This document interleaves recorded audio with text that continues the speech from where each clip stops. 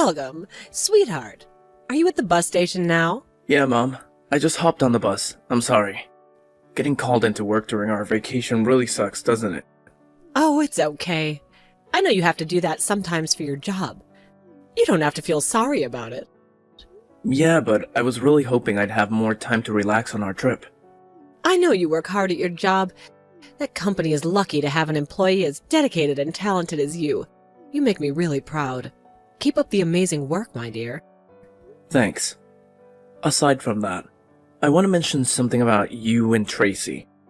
I think it would be great if you could make an effort to get to know her better, you know? Like, try to build a friendship between the two of you. It would mean a lot to me.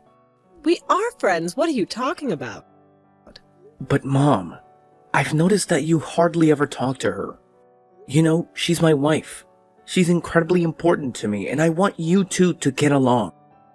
Yeah, but Malcolm, I've been working really hard ever since I was young. You know that, right? So honestly, I have zero in common with some lazy woman who doesn't even bother to work and contribute to society. And to top it off, she's always whining and needing help with the most basic, mundane tasks. I just can't wrap my head around it, or tolerate it. Just the sight of her infuriates me. Mom, how could you say something like that? Tracy is blind, and that's why she occasionally needs assistance. It's not her fault. And you know what? She does work, despite her challenges. So why can't you be satisfied with that? It's hard to put into words. I prefer women who are independent and have some strength to them, you know? But that girl, she cries over the tiniest things. I just can't find myself liking someone like that. Oh, come on. She's only cried twice, and both times it's because of you. Remember when you told her that the dinner she cooked for you was tasteless? You threw it away right in front of her. And what about the time you smashed that flower vase in the room she had just cleaned? She had to clean up your mess. We've already had a big fight about this, and yet you're still pushing the same subject. How many more times are you going to do this? But let's be honest, the dinner was absolutely awful. I had no choice but to tell her, right? And about that vase, I didn't break it on purpose, as I've already told you. It was a complete accident when my foot hit it and sent it crashing to the floor. Can't you just see it was bad luck? Tracy was actually considering your health when she made that dinner. That's why she didn't use excessive spices. As for the vase, let's be honest. You knocked it over because you were angry. I distinctly remember that. Oh, please. Angry? What are you even talking about? I hardly even get angry at anyone. In fact, everyone I know consistently tells me how incredibly calm and rational I am. It's like my superpower or something. When you got swindled last month, you got scammed by that guy for $60,000.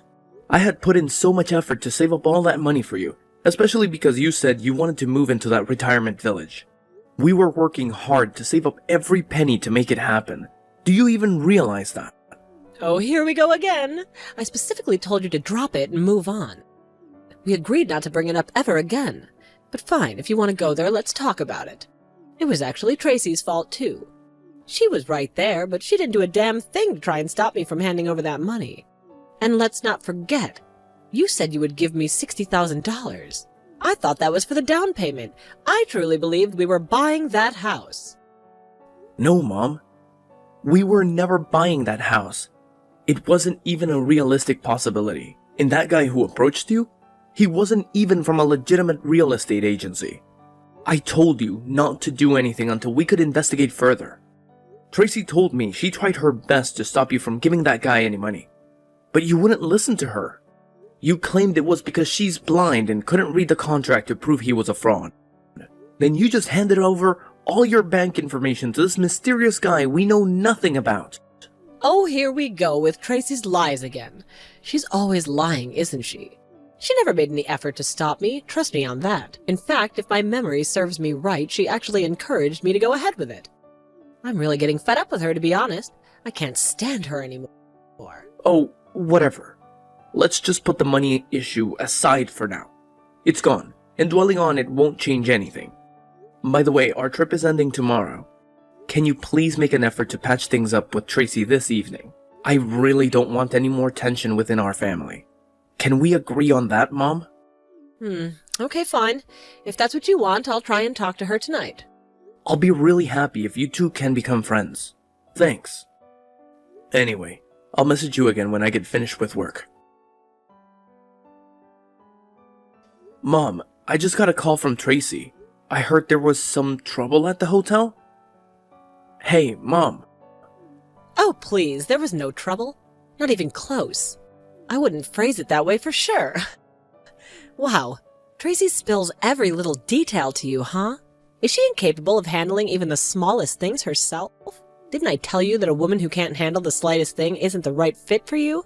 Remember that? That's not the problem here now, is it? This is about an old man with a cane who can barely walk. I heard you pushed him over. Well, there was a valid reason behind my actions. Before jumping to conclusions, can you please listen to my side of the story? You know me well enough to understand that I would never do it without a reasonable explanation, right? It doesn't matter what the reason was. What you did was unjustifiable. You should never push an old man that can barely stand up by himself. Please, you've got to be nicer to people. I said listen to my side of the story. So this guy had his wife running around to fetch dinner for him. I couldn't help but feel sorry for her and wanted to stand up for her. You see, deep down I'm a good-hearted person, believe me. Huh? So what? I don't see any problem with that. The restaurant at the hotel is a buffet, meaning you have to get up and help yourself. I couldn't care less about his legs being all wonky. If the man wants to eat, he should be able to handle it on his own, don't you think? I mean, seriously, how dare he make his wife do his bidding? That's just plain rude. All I did was give him a little reality check, and then he got all snappy with me. Can you believe it?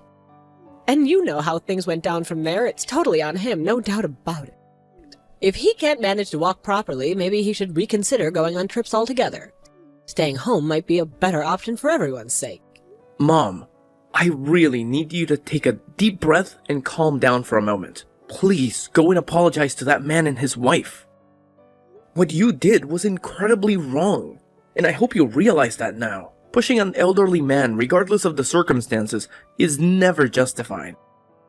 It's a cruel and disrespectful act that can cause serious harm. Oh, come on, you know deep down that I'm right, don't you? Let's face it, someone who consistently needs to be nursed is nothing but a burden to others.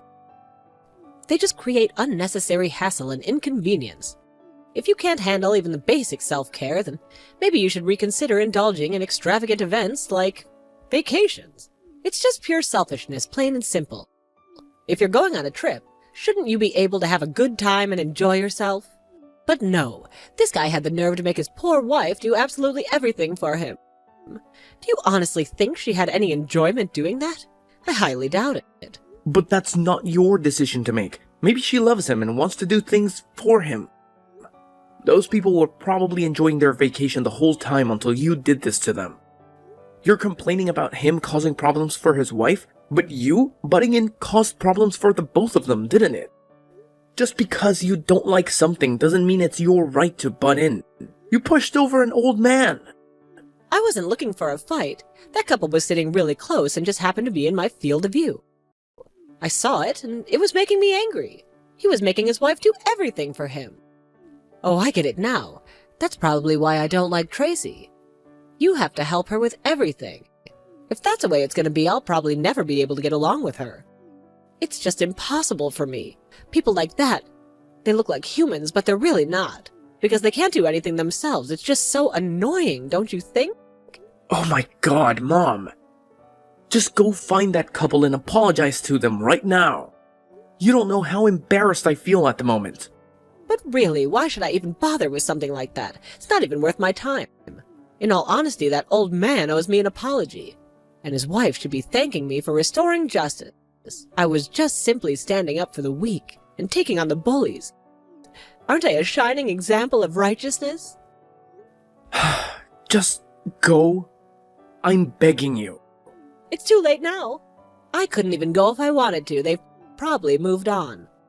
I understand what you're saying about the time, but please, just go and apologize to them. Sometimes you could be so annoying. Okay. You're saying if I apologize, everything will be fine, right? If I apologize. Oh, and while I've got you, I wanted to ask you, the hotel's already paid for, right? All I have to do is give the key back tomorrow morning, right? Yeah, that's right. Just be careful from now on, please. I'm going to call the hotel and apologize on your behalf for the scene you caused at the restaurant. After you go and apologize to the couple directly, try to get some rest tonight. Malcolm, I just got on the bus. I'm on my way home now. Okay. Tracy is with you, right? Oh, about that. Huh? I went to her room this morning and knocked a bunch of times, but surprise, surprise, she never bothered to answer. You know, I had to catch a bus, and it's not like I have all day for her, right? And if she did come along, I'd have to hold her hand like some babysitter leading her around. Can you imagine the embarrassment? Honestly, just the thought of people staring at us makes me cringe. I know it would make me feel super uncomfortable. So, you know what I did? I left her stranded at the hotel. And let's just say I had a good laugh about it. Right? Oh, wow. So you threw away your last chance, didn't you? That was probably your last chance to live in a mansion like a movie star. Huh? I'm gonna come clean and tell you the truth. I'm still at the hotel right now. I'm here with Tracy and that old man you pushed over last night. Huh? What are you talking about?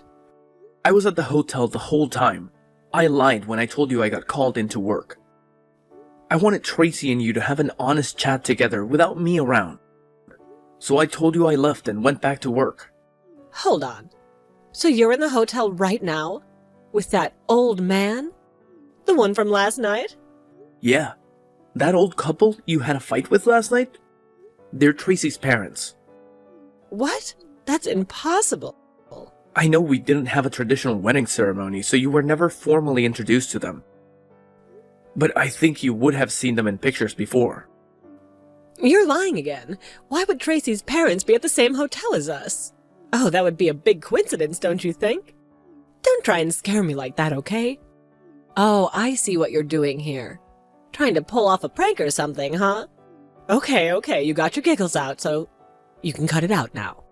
It wasn't a coincidence. Tracy invited them. They wanted to meet you and find out what kind of person you were. They had a proposal for you. A proposal? About one of their summer homes. The apartment building we're all living in now, it's really old. There's no elevator, and it's pretty cramped, right? They were thinking about giving one of their summer homes to us, so that you, me, and Tracy could all live together in a big house. Huh? Hold on. A summer home? Why have I never heard of this? Wait, were you hiding it from me? That's not fair. Yeah, I just found out recently myself. Tracy's parents are pretty darn wealthy. They own quite a few summer homes. Too many to even use each year. Tracy has never relied on her parents' money, so that's why she had never brought it up to me before. But she heard about how you got scammed out of all that money, so she felt really bad for you. She talked to her parents to see if they'd be willing to help you out. You've got to be kidding. Tracy's parents are rich? What? How could that be? It's true. And even though you've been treating Tracy like crap this whole time, she was still willing to forgive you. And even after that incident with you last night, her parents were still considering to helping you out. They said if you were willing to help Tracy get back home today, they'd let you live in one of their summer homes. I just hopped off the bus. I'm on a mission to catch the next one back to the hotel pronto. I'm gonna rush over and apologize to them straight away. So please make sure they stick around and wait for me to get there. I swear it won't take me long at all. I'm determined to make things right ASAP. It's already too late. All of us are at the airport now. Tracy's father says he's paying to have us all fly back home. You're flying home? Why are you flying? We plan to take a bus the whole way back and see a bunch of the country. You can't just leave me out like that. It's completely unfair to treat me this way. Yeah, but Tracy's dad offered to fly us first class. We'll be back in no time, plus I've never flown first class before. And he said he's still giving Tracy and I one of his summer homes to live in, as long as we promise not to let you live with us. What? No way.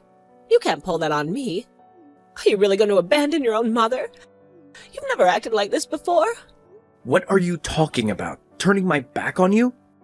You were the one who turned your back on my wife. As far as you knew, you left her at the hotel all by herself. No, I didn't. I knocked on her door this morning, but she didn't answer. What was I supposed to do? We were in the room beside you. We were awake long before you were. I heard you leave. I know exactly what time you left, and you never once knocked on our door. I did, but it was probably too quiet for you to hear. Don't blame me, I'm just an old lady. I'm not very strong, I can't knock very hard. Now you're pretending to be a weak old woman? You were strong enough to push a man over last night. Up until today, Tracy and I were willing to put up with your nonsense. But not anymore. If this is how you treat my wife, you're not my mother anymore. Malcolm, please don't say that. I just had a few too many drinks last night, you know?